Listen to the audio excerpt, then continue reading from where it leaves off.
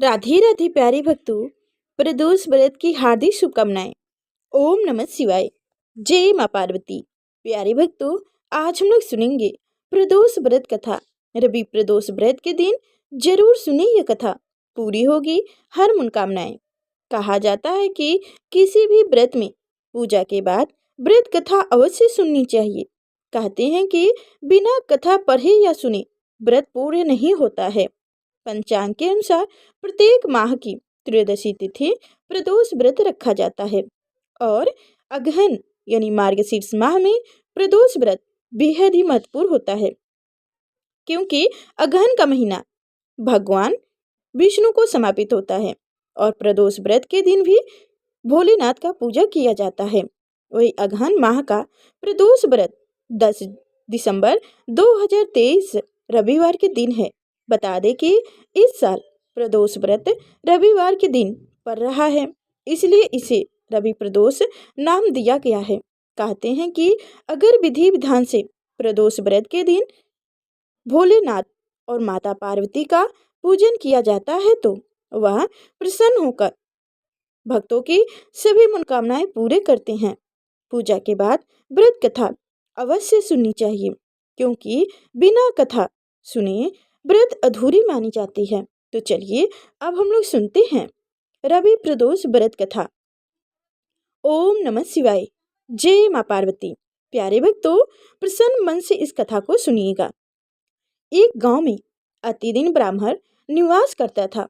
उसकी साध्वी की स्त्री प्रदोष व्रत किया करती थी। उसे एक ही पुत्र रतन था। एक समय की बात है, वह पुत्र गंगा स्नान करने के लिए गया। दुर्भाग्य मार्ग में चोरों ने उसे घेर लिया और वो कहने लगे कि हम तुम्हें मारेंगे नहीं, तुम अपने पिता के गुप्त धन के बारे में हमें बता दो।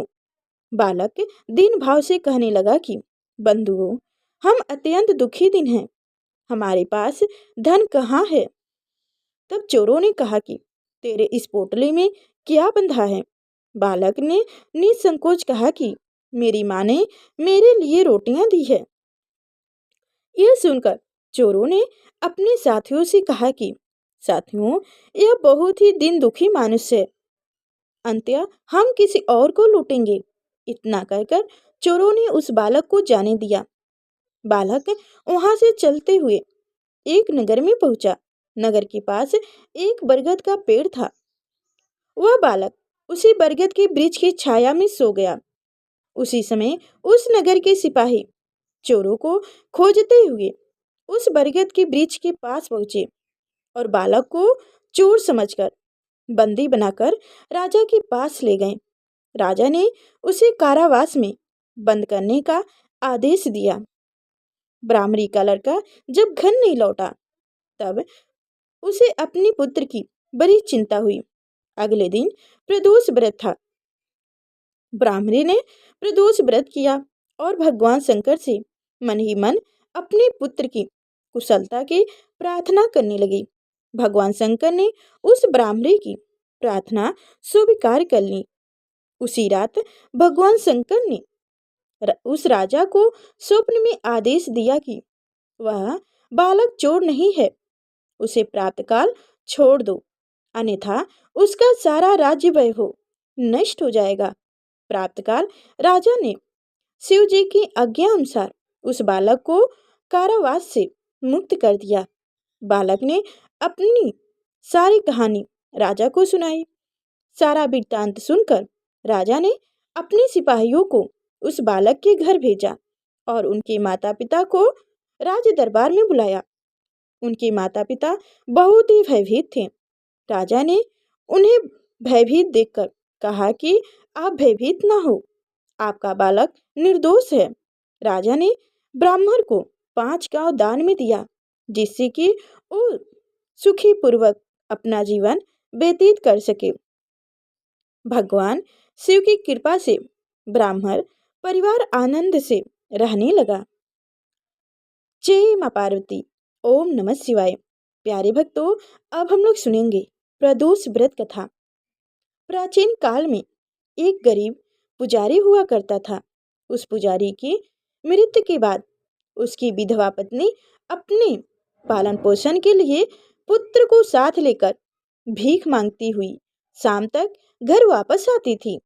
एक दिन उसकी मुलाकात निर्धर्व निर्धर्व देश के राजकुमार से हुआ, जो कि अपने पिता की मृत्यु के बाद दर दर भटकने लगा था।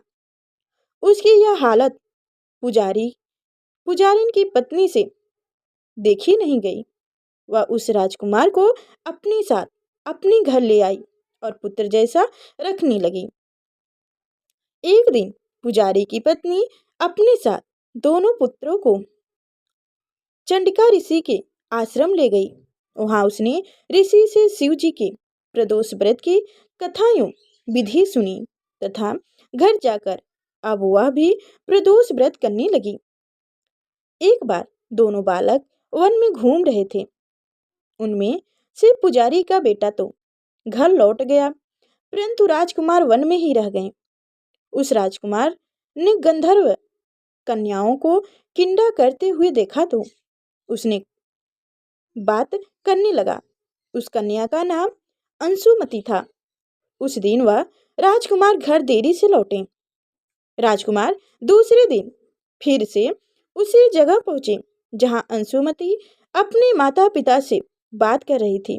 तभी अंशुमति के माता पिता ने उस राजकुमार को पहचान लिया तथा उससे कहा कि आप तो निधर्व नगर के राजकुमार हो ना, आपका नाम धर्मगुप्त है।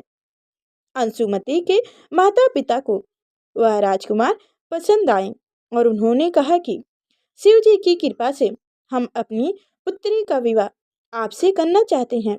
क्या आप इस विवाह के लिए तैयार हैं? राजकुमार ने अपनी स्वीकृति दे दी तो उस दोनों का विवाह संपन्न हुआ।